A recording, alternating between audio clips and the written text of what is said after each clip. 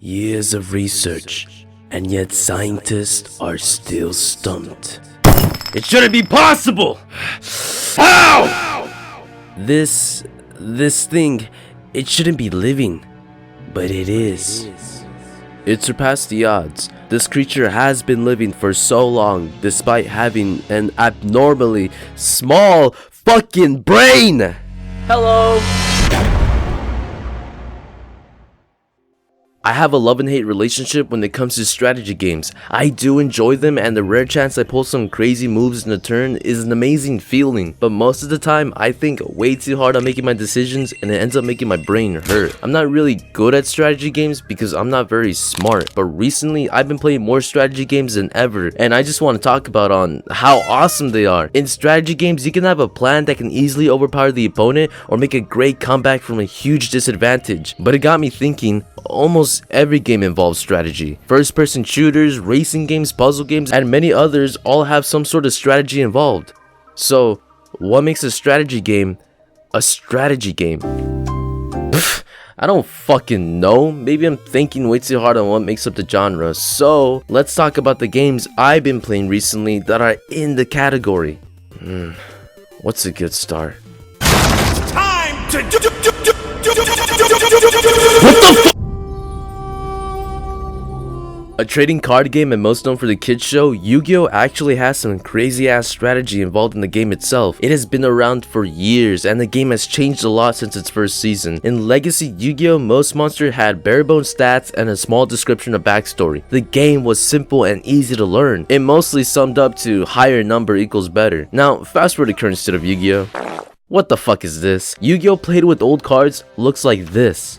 Okay, I summon the monster. I attack your monster. I end my turn. Now Yu-Gi-Oh! Played with new cards looks like this. I'm not really mad about the complexity of the game, more impressed because the variety is insane. Deck building in Yu-Gi-Oh! Is so diverse. There are thousands of cards to use, all having their own stats and effects. You could play with the meta deck and win most of your duels, but Yu-Gi-Oh! Encourages to play whatever you like. Even meta decks can be beaten by unpopular, carefully structured decks. It all depends on the player playing the right cards. Issue is, the game can be overwhelming to new players. There are so many gimmicks and rules introduced, lots of reading on card effects, and it's like, damn, I can't do all this shit. If only there was a strategy game that was really simple and easy to understand. Hey kid, let me take you somewhere real neat. I'm not supposed to talk to strangers. Too late. Oh, you're right, this is pretty neat. So you want to think hard without having to learn so many rules and read a ton of text, huh? You lazy bitch. But I'm you! Into the Breach is a great game for that. Despite having such a simple gameplay, the game gets really difficult and puts you in a corner constantly. Most of the time, you control 3 units. You have to do your best to protect civilians and complete tasks. You're up against alien bugs, or Vex as they call them, who constantly attack your buildings and your units. Into the Breach does a great job showing you the cause and effect of each move you do. And even with that transparency, I end up regretting decisions right after I make them. The stakes are high in this game, always putting so much pressure into the player. Upgrade currency is very limited. You can choose whether to continue protecting islands and get more resources, but increasing the difficulty to the last stage. Pilots control your units and they are important. Not only do they allow you to level up your units and give stat buffs, but if they die, they're gone for good until you start a new save. And I like that mechanic. It's like real life. There's an added sense of pressure when permadeath is involved, which is why recently I've been enjoying Fire Emblem Awakening. Hey, this guy likes Awakening! Fuck him up! Play the older, harder games, you fucking loser!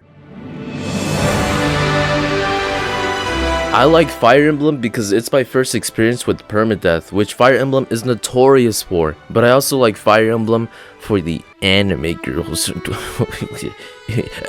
and the characters. They have distinct and fun personalities, which is something I don't usually gravitate to because it's a video game character. They're not real, but the interaction between the characters is really fun to read. You got this big ass dude that no one notices because he's really quiet. A guy who looks like a girl and characters often confuse him as a girl. A character named Nah, so when Crom asks her what's her name, she's just like, nah. Well fuck you too, bitch. Now, I'm a very simple person. If huge amounts of people tell me that a certain game is good or something very cool happens if I play, I'm most likely going to try that game out. Which is why, without a second thought, I started playing Inscryption. Constantly, people kept saying, something crazy happens, things go nuts, but I won't spoil it for you. It caught my curiosity. The setting and the gameplay looked intriguing. I could have just watched YouTube videos on what happens, but I said, fuck that. I'm gonna play it myself and not ruin the surprise.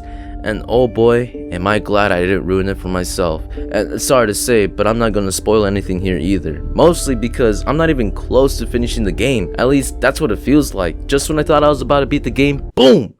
They gave me a cuckoo clock to mess around with. It's an easy to learn strategic card game that slowly introduces you to new elements of the game, but at the same time, you're also uncovering the mystery behind the cabin you're stuck in and the mysterious man behind it all. Although not too challenging when it comes to strategy, it does have its moments. Best part is, if you do end up dying, you're given the chance to create a new card to use for the next time you try again. Results can vary depending on what cards you owned. I was lucky enough to get choices to create Tree, my overpowered card that is cheap and attacks 3 different ways. Still, this game is a huge recommend. A great adventure with strategic elements.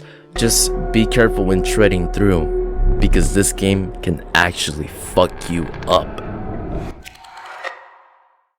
So, what have we learned? 1. We know that in strategy games, each player takes turns thinking on how to approach the opponent. 2. It takes a person with a high IQ to play these games. 3. They make my brain hurt. And that's it. That's what makes up a strategy game. Good job, creator of strategy. You make an awesome concept. Now, someone told me about this awesome ass strategy game that is known worldwide. I'm so excited to try it out. You know, this game is actually pretty fucking boring.